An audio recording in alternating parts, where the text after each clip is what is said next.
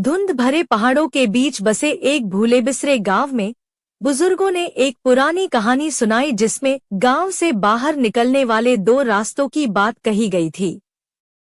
सूरज की रोशनी और फूलों से सजा दाया रास्ता सुरक्षा का वादा करता था।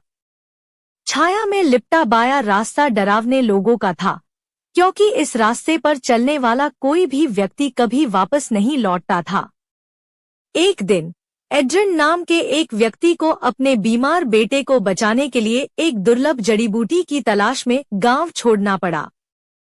गांव वालों ने उससे दाया रास्ता अपनाने की विनती की, लेकिन एड्रिन ने एक अजीब अंतर्ज्ञान से प्रेरित होकर बाया रास्ता चुना।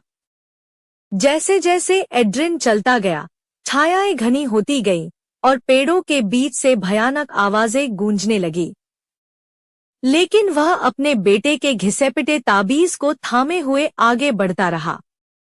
घंटों चलने के बाद एड्रिन एक बूढ़े व्यक्ति से टकराया जो एक जलती हुई आग के पास बैठा था। उस आदमी ने ऊपर देखा, उसकी आंखों में एक जानकार मुस्कान चमक रही थी। बूढ़े आदमी ने कहा, तुम यहाँ तक पहुँचने वाले पहले व्यक्ति हो। अगर तुमने सही रास्ता चुना होता तो तुम्हें झूठे वादों के अलावा कुछ नहीं मिलता। एड्रिन ने हिचकिचाते हुए जड़ी बूटी मांगी। बूढ़े आदमी ने उसे जड़ी बूटी दी और एड्रिन को गर्मजोशी और उम्मीद की लहर महसूस हुई। तुमने दूसरों के डर पर नहीं, बल्कि खुद पर भरोसा करके अपने बेटे को बचाया, बूढ़े आदमी ने धुंध में गायब होने से पहले फुसफुसाया।